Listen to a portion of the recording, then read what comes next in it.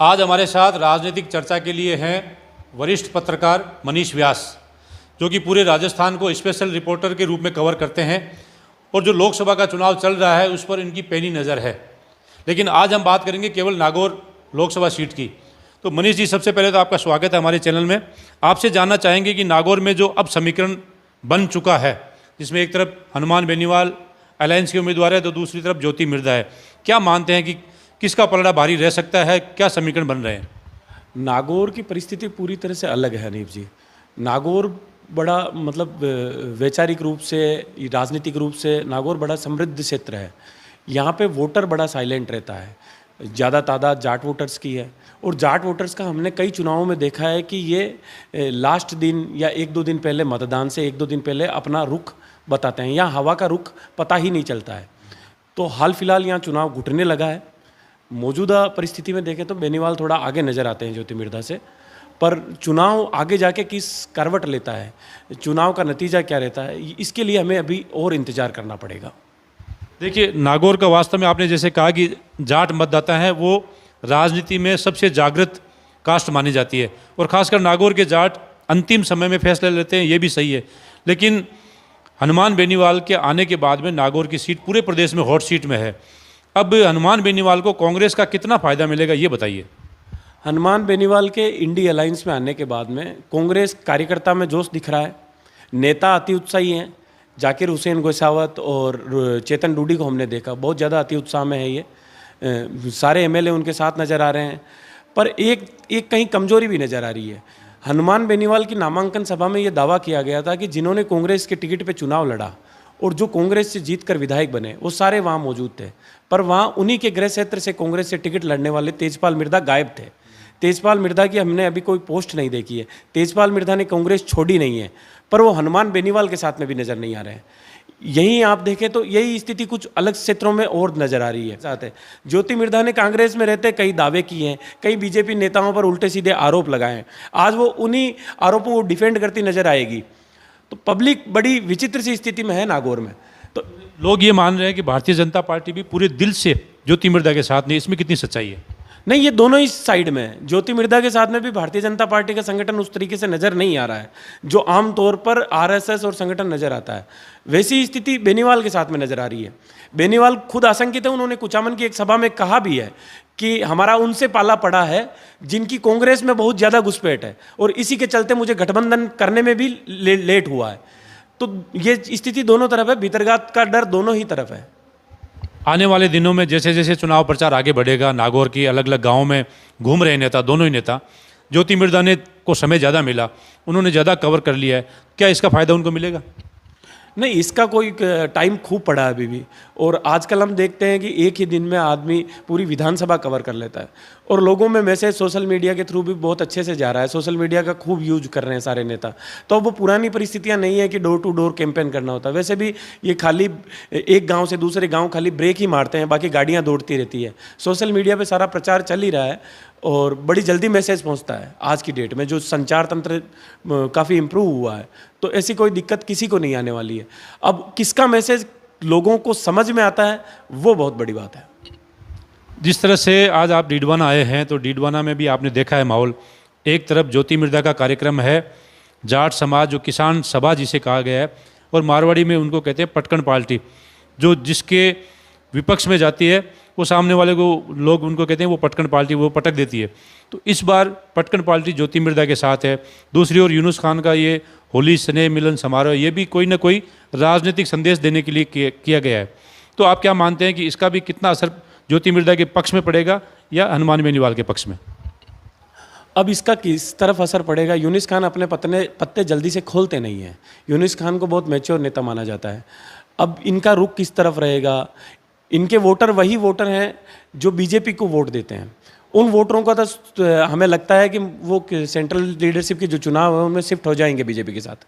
पर यूनुस खान के जो कोर वोटर हैं, जो उनके इशारे पे वोटिंग करते हैं, उनका किस तरफ रुख रहेगा? यूनुस खान उन्हें क्या मैसेज देंगे, यह भी भविष्य के गर्भ में है। ज्योति मिर्धा भी इनको अप्रोच कर रही है, हनुमान बेनीवाल भी इनको अप्रोच कर रहे हैं, पर ये किसके साथ रहते हैं? इसमें एक मेरे को थोड़ा सा गैप नज़र आ रहा है बीजेपी और यूनुस खान के बीच में। जितने भी निर्दलीय एमएलए जीते उन सबको बीजेपी ने गले लगा लिया। यूनिस खान के मामले में कहाँ गैप नज़र आ रहा है? क्या यूनिस खान को बिल्कुल ही सियासी तौर पर बीजेपी के लिए अछूत हो गए हैं, या बीजेपी को ये ज्वाइन करना नहीं चाह रहे हैं? इन सारी चीज़ों का भी खुलासा होना भी बाकी है। अब वो परिस्थितियाँ किस ओर बैठती है? फिर गजेंद्र सिंह जो यहाँ से बसपा के प्रत्याशी हैं, उनके पीछे यूनिस खान का कितना बैक सपोर्ट है? ये सारी चीज़ें अभी नज़र आना बाकी है। देखिए, यूनुस खान पिछली वसुंधरा सरकार में नंबर 2 की पोजीशन में थे, और उनके वही नंबर 2 आज उनके लिए उनके नंबर 3, नंबर 4, नंबर 5 भी माने उनके पीछे धकेल रहा है। खासकर राजेंद्र सिंह राठौड़ और गजेंद्र सिंह शेखावत, उनकी वजह से आज इनकी एंट्री नहीं हो पा रही है। तो मेरा ये मानना है कि यूनुस खान को भारतीय जनता पार्टी अगर लेती तो उनको विधानसभा चुनाव में भी फायदा होता और लोकसभा में भी फायदा होता। आप क्या मानते हैं कि यूनुस खान का भारतीय जनता पार्टी को कितना नुकसान, कितना फायदा है? भारतीय जनता पार्टी में माइनॉरिटी के लीडर्स जो भी हैं, उनके लिए अब चुनावी जो कैंपेन है, चुनावी राजनीति है, उनसे उनको दूर किया जा रहा है। वो मौजूदा जो हिंदुत्व की जो इनकी चल रही है उसमें फिट नहीं बैठ रहे हैं। यूनिस खान एक ऐसे नेता हैं जो सिर्फ माइनॉरिटी का चेहरा नहीं थे, वो डीडवाना में एक अलग छवि रखते हैं। उनकी डीडवाना क्षेत्र में एक मास लीडर की भी छवि है, वो हमने देखा निर्दलीय जीत कर आए। अब उनको कैसे एडजस्ट करती है बीजेपी, क्यों नहीं एडजस्ट कर पा रही है, ये तो उनकी लीडरशिप से ही पूछना पड़ेगा हमें। यूनिस खान को एडजस्ट किया जाना चाहिए था। यूनिस खान बीजेपी के लिए फ़ायदेमंद साबित हो सकते थे। अब इनके वसुंधरा राजे की छवि शैडो कितना नुकसान कर रही है, नुकसान तो कर ही रही है। इन्हें पहले टोंक भेजा गया, अब फिर टिकट ही नहीं दिया गया, लास्ट तक ये टिकट करते रहे, सेंट्रल लीडरशिप से डिमांड करते रहे, पर बीजेपी की जो अभी जो सिस्टम बना है टिकट का, उसमें फिट नहीं बैठ रहे हैं यूनिस खान। चलिए, ये तो हो गई यूनुस खान की बात। राजस्थान में जिस तरह का सिनेरियो बना है उसमें खासकर रविंद्र सिंह भाटी की बात करेंगे। रविंद्र सिंह भाटी एक ऐसा चेहरा उभर के आए हैं अचानक से पूरी राजनीति में, चाहे कांग्रेस राजनीति हो, पूरे राजस्थान की राजनीति में एक महत्वपूर्ण चेहरा बन गए हैं। विधायक का चुनाव उन्होंने जीत लिया है, अब वो घोषणा कर चुके हैं कि मैं लोकसभा का चुनाव भी लड़ूंगा। तो उसका बाड़मेर की सीट पर क्या असर पड़ेगा? क्या वो भाजपा को नुकसान करेंगे या कांग्रेस को? भाटी तो वो सियासी बम बन चुके हैं जो सबको ही नुकसान कर रहे हैं। वो ना कांग्रेस को फायदा कर रहे हैं ना बीजेपी को फायदा कर रहे हैं, वो दोनों ही पार्टियों को नुकसान कर रहे हैं। और वहाँ जो क्रेज हम देख पा रहे हैं, ग्राउंड पे हम बाड़मेर में नहीं गए हैं, पर सोशल मीडिया पे और जो उनके फोटो वीडियो वहाँ से आ रहे हैं बाड़मेर जैसलमेर से, सरहदी क्षेत्र से, वो वास्तव में अचरज में डालने वाले हैं कि एक युवा के लिए इतना क्रेज कैसे हुआ। अभी उस जस्ट फर्स्ट इलेक्शन एमएलए का लड़ा निर्दलीय, वो जीत गए। फिर लोकसभा के इलेक्शन में भी भारी भीड़ आ रही है। कल हमने देखा राजस्थान दिवस के कार्यक्रम में कुछ कलाकारों ने मंच से उनका गाना गा दिया, तो वहाँ क्रेज है। अब वो क्रेज, लोकसभा चुनाव इजी नहीं होता, विधानसभा चुनाव एक अलग चीज़ है, लोकसभा चुनाव एक अलग चीज़ है। भाटी इस बार अपना दमखम कितना दिखाते हैं, ये भी बड़ा मतलब चौंकाने वाली चीज़ होगी। देखिए, भाटी अगर ये चुनाव जीत जाता है तो मेरी नज़र में पूरे राजस्थान में अब तक के नेता कोई भी रहेंगे जो जमीनी स्तर का नेता माना जाता रहा है या उन्हें बड़े नेता माना जाता रहा है, अगर भाटी लोकसभा का चुनाव निर्दलीय जीत जाते हैं तो निश्चित तौर पर, माफ़ कीजिएगा, निश्चित तौर पर रविंद्र सिंह भाटी की जो पहुंच है वो केंद्र में सीधी हो जाएगी। नरेंद्र मोदी और अमित शाह तक ये मैसेज जाएगा कि राजस्थान में एक ऐसा लड़का आया है राजनीति में जो कांग्रेस और बीजेपी दोनों को पछाड़ कर आगे बढ़ रहा है। तो क्या इसका कद बीजेपी में आगे बढ़ने की संभावना है?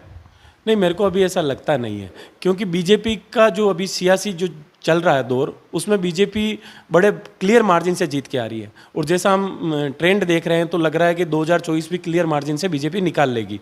राजस्थान में और कहीं क्या परिस्थिति रहती है वो एक अलग चीज़ है, एक एक सीट की अलग बात है, पर क्लियर मार्जिन से इस बार भी सरकार बनाती दिख रही है बीजेपी।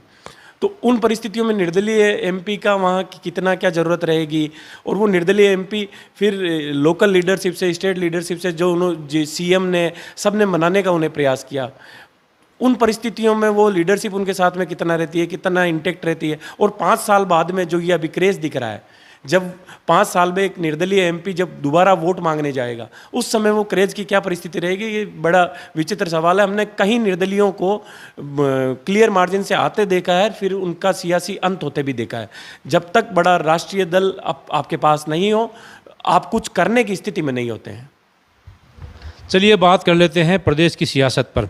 जिस तरह का चुनावी समीकरण हर सीट पर बन रहा है, उसमें खासकर चूरू का बहुत बड़ा सहयोग है। जैसे ही राहुल कस्बा की टिकट कटी, और उससे पहले भी जाट बनाम राजपूत जो राजस्थान की राजनीति में दोनों ही जातियां बहुत ही जागृत है, जो बहुत ही ऊपर उठी हुई जातियां हैं, चाहे वो ब्यूरोक्रेसी में हो चाहे राजनीति में हो।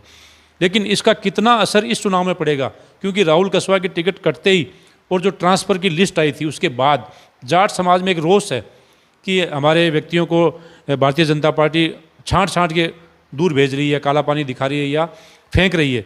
उसका असर इस चुनाव में कितना पड़ेगा, क्योंकि मेरे को ऐसा लगता है कि राजस्थान के पूरे राजनीतिक समीकरण में ये फैक्टर बहुत काम कर रहा है। नहीं, जाट समाज में रोष तो है ही, दिख ही रहा है जाट समाज का रोष। इसी जाट समाज के रोष को गोविंद सिंह डोटासरा ने ढंग से केस करने की कोशिश की है।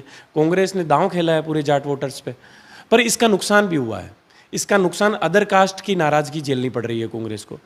अभी आपने देखा होगा भीलवाड़ा का टिकट भी बदल दिया, सीपी जोशी को मजबूरी में टिकट देना पड़ा। फिर राजसमंद की सीट पर ऐसे प्रत्याशी को टिकट दिया जो वहाँ से लड़ना ही नहीं चाह रहा था, उसने टिकट दे दिया। अभी जिस प्रत्याशी को टिकट बदल कर वहाँ पे शिफ्ट किया गया है भीलवाड़ा से, वो प्रत्याशी भी वहाँ से लड़ना नहीं चाह रहे। हमने ब्रिजेंद्र ओला का बयान देखा, वो चुनाव नहीं लड़ना चाह रहे थे। कई प्रत्याशी ऐसे थे जो चुनाव लड़ना ही नहीं चाह रहे थे। तो उन परिस्थितियों में अदर कास्ट का एक जाति के सहारे राजस्थान का चुनाव या लोकसभा का चुनाव नहीं जीता जा सकता। बाकी जातियों का साथ कितना मिलेगा, जो कांग्रेस के कोर वोटर हैं वो कितने इंटेक्ट रहेंगे, इन सब पे नतीजे डिपेंड करेंगे। बाकी ये सही है आपकी बात कि जाट समाज में रोष है और उस रोष को कांग्रेस ने हाथों हाथ लिया है, पर इसके चलते कांग्रेस ने कुछ जातियों को नाराज़ भी किया है। तो उनका कितना असर होता है ये सब मतगणना के बाद ही हमें समझ में आएगा। चलिए, अब अंतिम सवाल पूछना चाहूँगा कि आज के परिप्रेक्ष्य में, आज के हिसाब से आपकी नज़र में राजस्थान में, ये नहीं पूछूंगा कि कौन सी सीट पर कौन जीत रहा है, लेकिन जो मिशन 25 है या अब की बार 400 पार, क्या भाजपा का मिशन 400 पार और मिशन 25 पूरा हो जाएगा? अगर नहीं होता है तो कितनी सीटें आने की उम्मीद है? मेरा मानना है कि भाजपा ने मिशन 400 पार एक ऐसा नारा दिया है जो एक नारा है, और उस नारे के मार्फत इन्होंने विपक्ष को एक दिमागी तौर पे लड़ाई लड़ी जाती है कि दिमागी रूप से उसको हताश कर देना, कि ये नारा ऐसा है कि विपक्ष अब 400 पार को कम करने में लगा है, अब वो अपनी सरकार बनाने में नहीं लगा है। तो जो बीजेपी माइंड गेम खेल रही थी उसमें वो माइंड गेम खेल रही है। मेरे हिसाब से ये एक माइंड गेम ही था। बाकी 400 पार करने के लिए बीजेपी को साउथ में, बंगाल में, कई जगह बहुत ज़बरदस्त प्रदर्शन करना पड़ेगा। सिर्फ नॉर्थ भारत में, उत्तर भारत में सीटें लाने से नहीं होगा, इसके लिए पूरे भारत में 400 पार के लिए सीटें लानी पड़ती है। तो वो अभी होता तो नहीं दिख रहा है। अब रही बात मिशन 25 की, 2 बार इन्होंने किया है, तीसरी बार और करने की तैयारी में। ट्रेंड भी बता रहे हैं, इक्का दुक्का सीटों को मैं नहीं मानता कि वहाँ क्या परिस्थिति रहेगी, पर ट्रेंड तो यही बता रहे हैं कि बीजेपी बहुत ज़बरदस्त लीड ले रही है राजस्थान से। कितनी सीटें आ सकती है 25 में से? इनका अभी दावा करना बड़ा जल्दी होगा हनीफ साहब, इसमें थोड़ा टाइम लगेगा। अभी कुछ समझ में नहीं आ रहा, बाकी बीजेपी लीड लेती दिख रही है। ये बता दीजिए कि मिशन 25 पूरा होगा या नहीं होगा? ये भी भविष्य के गर्भ में छिपा है। परिस्थितियां क्या बनती हैं, मिशन 25 में कुछ सीटें टफ नज़र आ रही है, चूरू, नागौर, बाड़मेर, इन सीटों पे आगे जाके क्या परिस्थितियां बनती है, वही उन्हीं पे मिशन 25 टिका है और उन्हीं पे मिशन 25 की असफलता टिकी है।